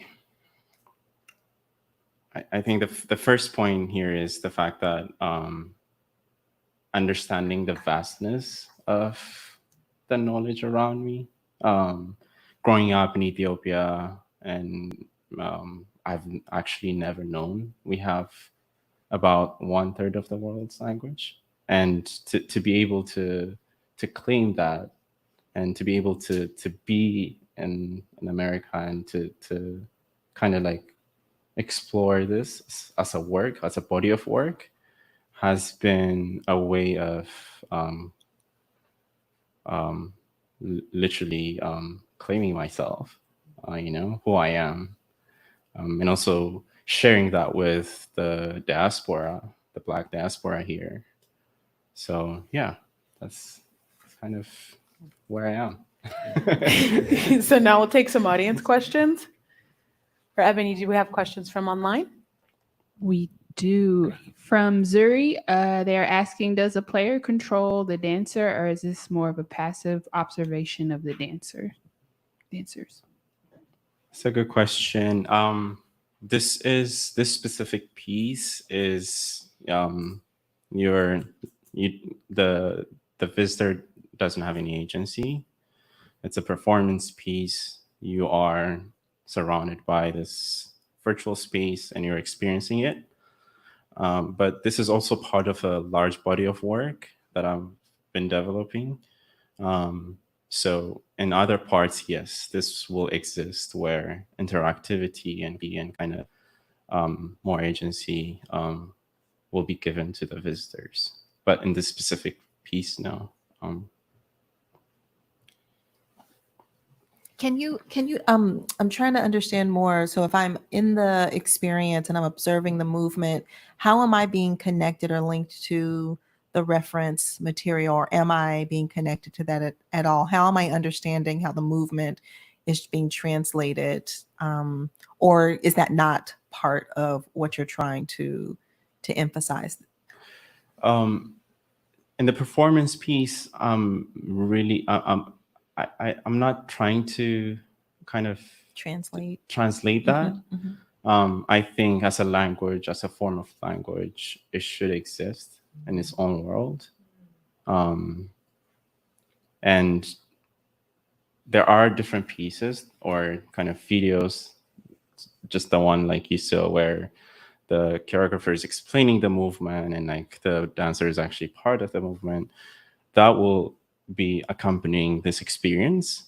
So the visitors will be able to understand this project directly from them, you know. But in this piece, it's like clearly its own work and its own space. Yeah. Before we take the online question, can we take there's someone behind you? Thank you. Congratulations. This is a beautiful project and I love the video as well. Thank you. Obviously, finances are top of mind here today, but are there other resources that would be valuable to you at this time? That's a great question because we're doing so we are in the post-production phase for this specific piece. That means that it will need a lot of high processing computers to do a simulation. So in-kind support of any licensing or that like simulation computers would be the best. That's what we're focused on right now. In addition to that, we're also we intend to work more with archivists and linguists. So that's also another part of the project. So if anyone is in that space, yes, of course. Okay. Thank you. You're welcome. Ebony? From Esteban, he's asking, what musical direction or qualities do you plan on having? We're developing we intend to develop original score for the performance in collaboration with the choreographer, because again, the choreography is literally a language and we want to respect that space, so that the music or the sound design would be working together with the choreographer. At the same time, we're crowdsourcing readings of different languages, so that's kind of acting as a sound landscape in the experience. So you're not hearing just a musical composition, but actually fragments of readings. And then Zuri, one more question. They're asking, what platform does the viewer engage with this material, museum or online? Now we're focused on physical spaces, showcasing this project from a VR headset or spaces with VR headsets to, for example, planetariums. That's the potential of kind of scaling the project in different contexts or different platforms. So yeah, we're more focused on the physical space for this piece. Dom? I guess I just had a comment. This is not going to be a super complicated question, but this project just makes me think about the way that Black bodies create culture through dance and just we embody so much entertainment on social media. And I feel like there's this intellectual conversation about like, how do we own these things? So this project seems to be seems to be addressing that in terms of archiving it and like ownership of like body data. I don't even know how to even. So yeah. Very true. Beautiful. Thank you. And I have just one quick note or thought to end on. Curious how many of these languages are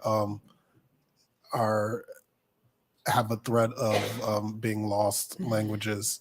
Just knowing globally, a number of indigenous languages are being spoken less and less, and just curious if there's an opportunity for both the preservation of the spoken and written language within some of this work you're doing as well. Yes. So in this specific project, we have about 20 different languages that make up the 6,500 alphabets. And out of those 20, we have categorized those into 3: the contemporary, the historical, and the ones that are actually being used actively. For example, the Ge'ez or the Amharic in Ethiopia are one of the largely spoken and written forms of language. But there are definitely, especially from the ancient kind of languages, there are a lot of languages that are being lost or have been destroyed intentionally by colonial powers. So this project is also actually kind of keeping that or keeping the blueprint of those languages and keeping them in this virtual space. Thank you so much, Caduce.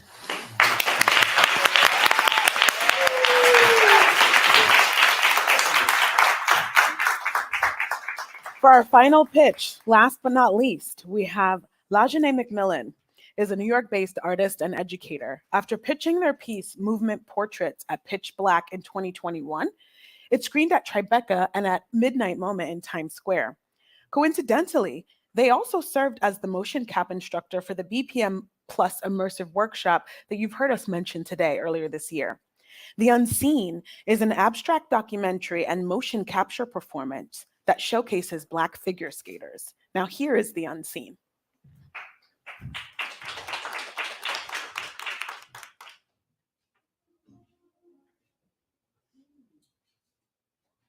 In 1946, Joseph Vanderpool taught himself how to figure skate at Rockefeller Center. Soon, he began to perform with a group of other self-taught Black figure skaters to produce a show called Harlem on Ice. And although they gained a following, little is known about them today.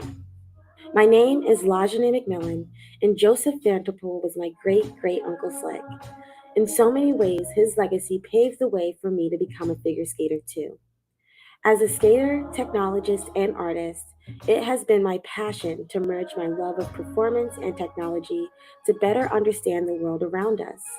Through story preservation and storytelling in new and innovative ways, my work seeks to visualize, manifest, and open portals into dimensions where Black people are free. Uncle Slick's story of perseverance and resilience on ice inspired me to start creating The Unseen, an abstract documentary and real-time motion capture performance on ice, celebrating the rich history of Black figure skaters of the past and present. The brain trust of those who developed or established the Harlem on Ice was they were spurred to do that simply because there were no groups or no venues that were allowing us to skate, at least to that level, and get paid for it. So it was really a somewhat of a family.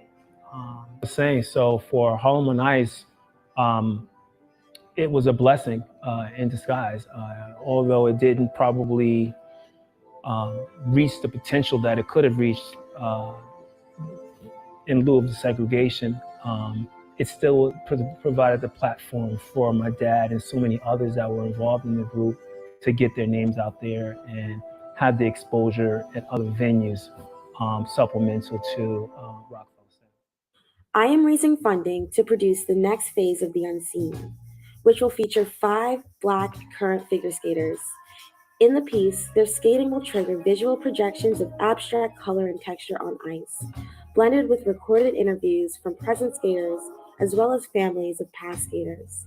This work explores themes of Afrofuturism, magic realism, and cultural preservation. First started skating, my dream was to go to the Olympics. My dream was to be at the national championships. My dream was to be the best version of myself that I could possibly be.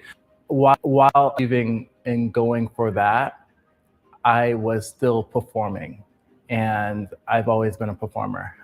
And it wasn't until I got on my first tour, which was Disney on Ice, that I dreamed of being the Misty Copeland of figure skating in that sense.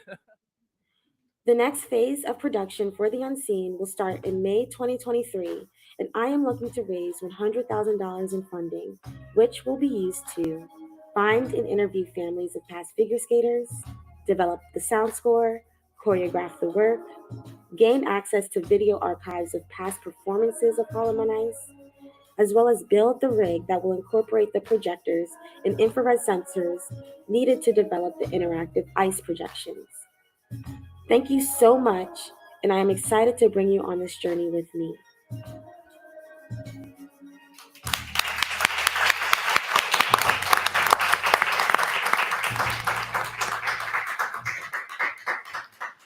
Welcome, Lajane.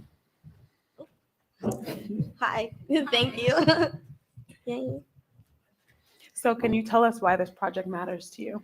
Yeah, so for me, growing up as a figure skater and then transitioning into a technologist and educator, the journey has been oftentimes very isolating and lonely.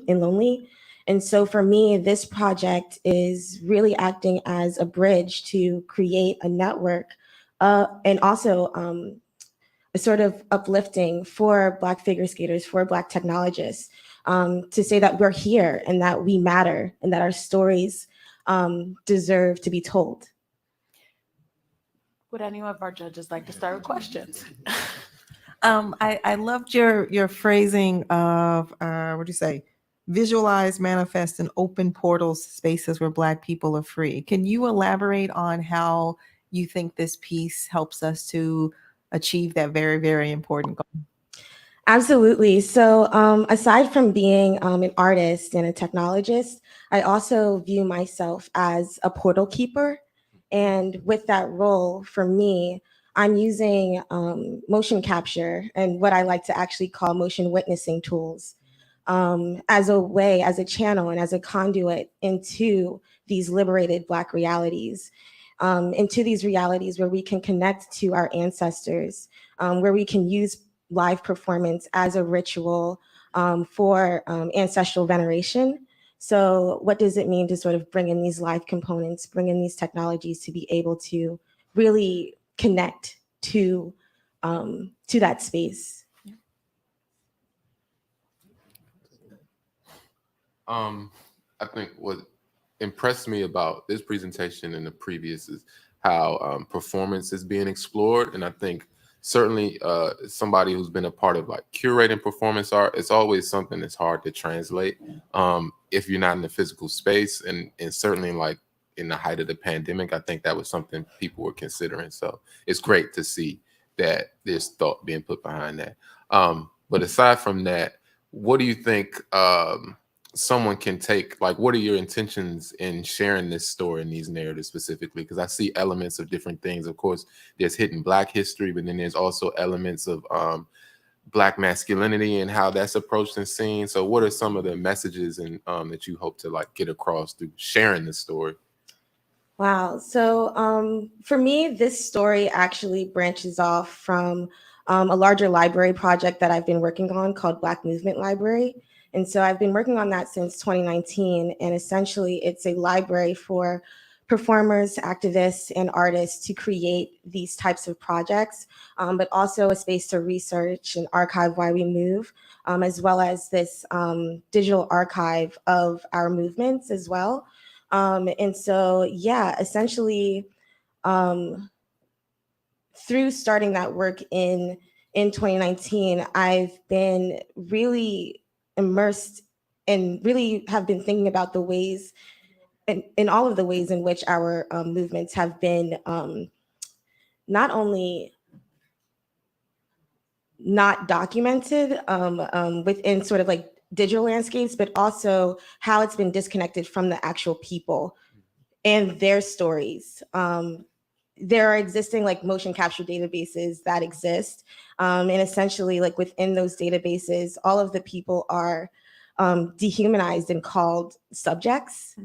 And so like through that subjugation, like what does it mean to really bring our stories to the forefront and alongside that data collection to say that it's not only the data that's important, but it's really our humanness and our human stories that are just as important, that should be uplifted as well. Thank you for that.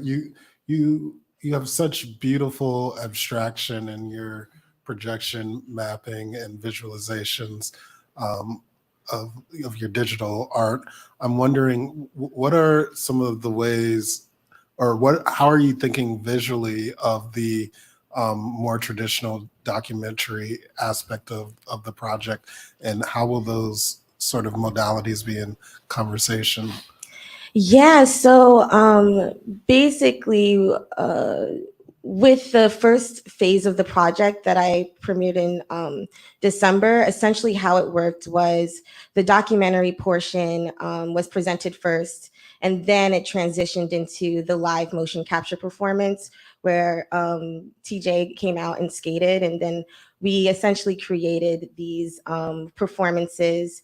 And so it essentially like that live, that recorded documentary then sonically also gets translated into the piece. And so we take snippets of all of the interviews, and then we create these sound scores that are based around the things that people say. So you're hearing snippets that may not have been featured in the traditional documentary portion, and you're hearing it as they skate to it. So it's like bringing the documentary to life in that way. And yeah, and then all of the sound scores are also built around the story too. So I'm working with sound designers who are looking at the documentary footage, are learning about the movers and the performers. And like TJ is a part of the ballroom scene. And so we have basically like sound that's immersed within that as well, that also integrates his story within that realm of his movement journey as well. So one thing that I really like to really think about with my practice is what it means to bring community into my work. My grandparents got to actually see the first phase, and it's so important for me to make work that they can understand and that they can actually see themselves within. So I think like that added just traditional documentary portion is really needed to add context to the work. Want to open it up to some audience questions or anyone from online?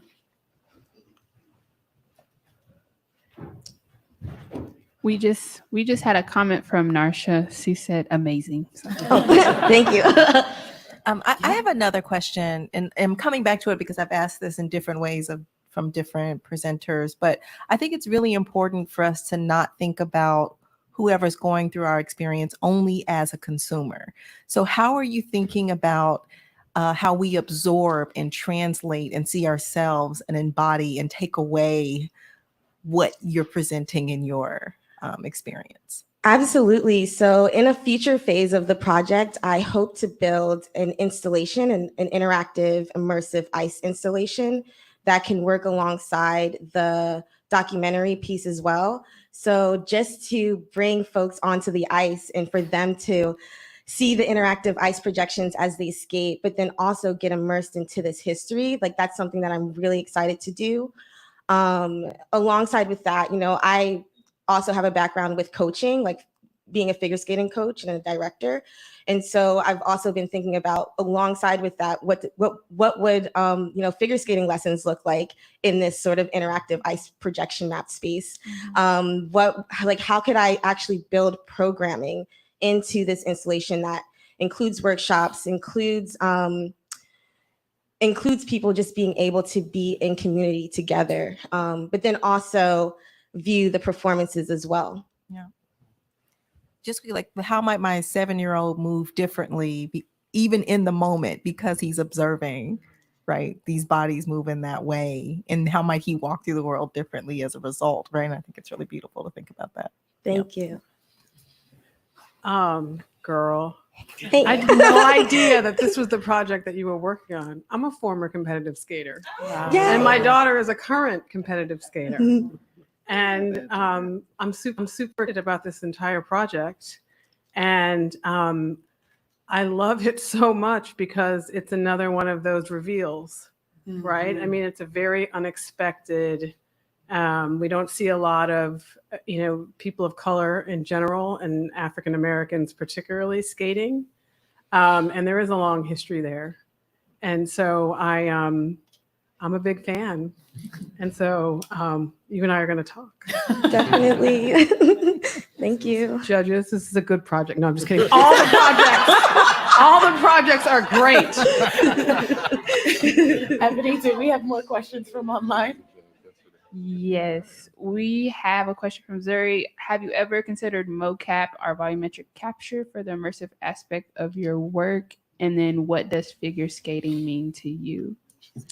Yeah, so so the piece does incorporate motion capture, but a different type of motion capture suit. I'm using right now the Axis Neuron, which is made by the Axis Neuron suit. It's Perception Neuron suit, which is made by Axis Neuron, which is a standalone motion capture suit. Essentially, it works with sensors that have built in like an accelerometer, gyroscope, and magnetometer. So we don't necessarily have to have the full 20 camera rig that's needed for traditional motion capture spaces. And so essentially, I've been working with these standalone suits primarily because they're a lot cheaper, like in traditional motion capture, one camera in a 20 camera rig is about $3,000, whereas the suit that I'm using is around that same price range. And so from there, I do, though, the one way that this sort of transitions, though, from my traditional sort of motion capture tools that I use is that I am planning to incorporate infrared cameras to track movement as well. So infrared cameras would be like sort of like a Kinect. So it would sort of be like a live tracing of how people are sort of moving through space. From Narsha again, are there any film producers interested in funding a pilot? Yeah, so this is a great question. Thank you so much. So right now I am in collaboration with Ice Theater of New York. And so Ice Theater of New York is it's a New York-based skating company. And essentially they have partnerships with various different ice rinks in New York City where they've also performed various other projects. Including spaces like Rockefeller Center, like Bryant Park. And so we worked on the first iteration that premiered in December 2020 at Onyx Studio, where it was just my cousin, who I was able to do an interview with, as well as TJ, who I did an interview with as well. And then finally from Jans, are you aware of the figure skating in Harlem? You might want to connect with them. Yeah, so I actually used to be the director of skating there in 2015. So yeah, I know them. Thank you. Thank you so much, Lajane. Thank you.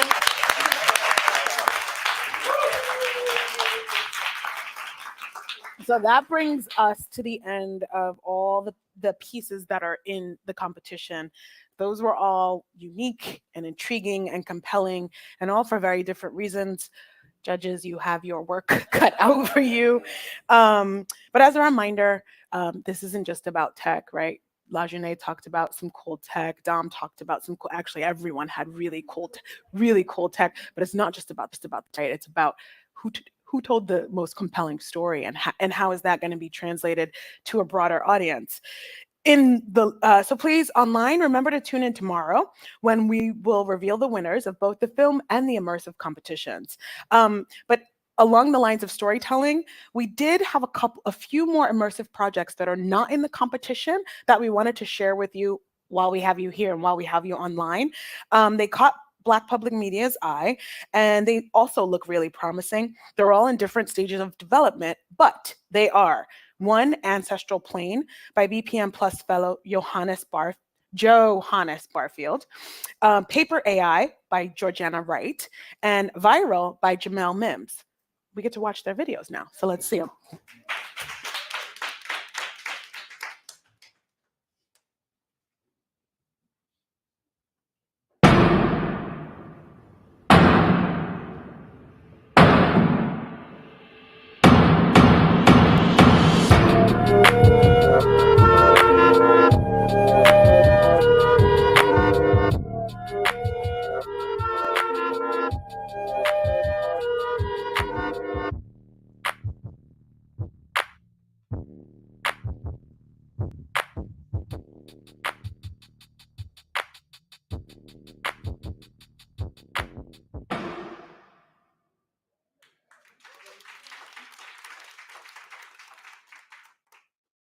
Hello, I'm Georgiana, and I'm building Paper AI, a customizable fan fiction generator powered by AI made for fans by fans. But what is fan fiction?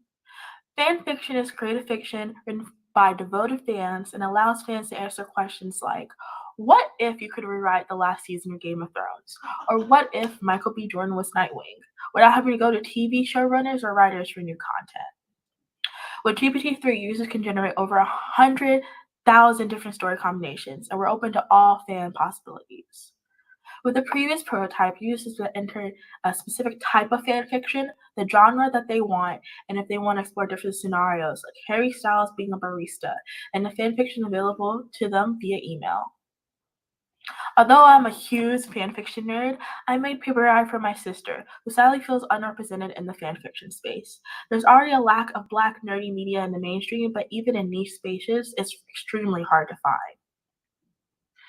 I'm looking for opportunities to exhibit, grant opportunities, and collaborators to make this project more interactable. I would love to be happy to chat with others, creative technologists as well about AI. Please use the QR code to get in contact with me, and thank you so much.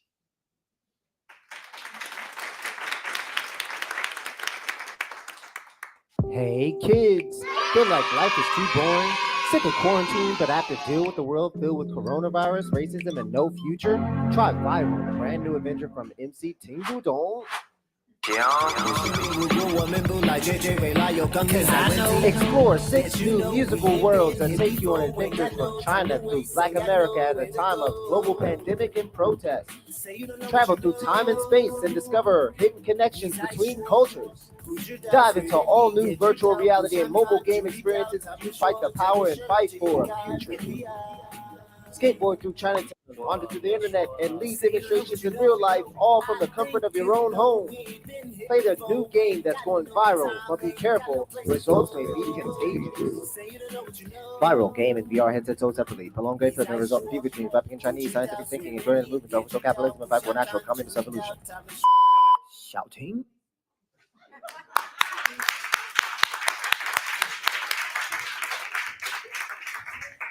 So thank you to all of you creators for sharing your time, your energy, and your attention with us.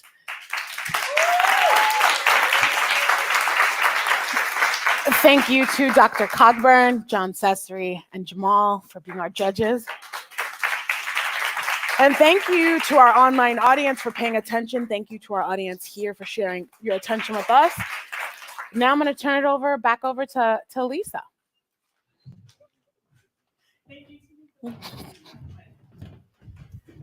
Thank you, Tamika.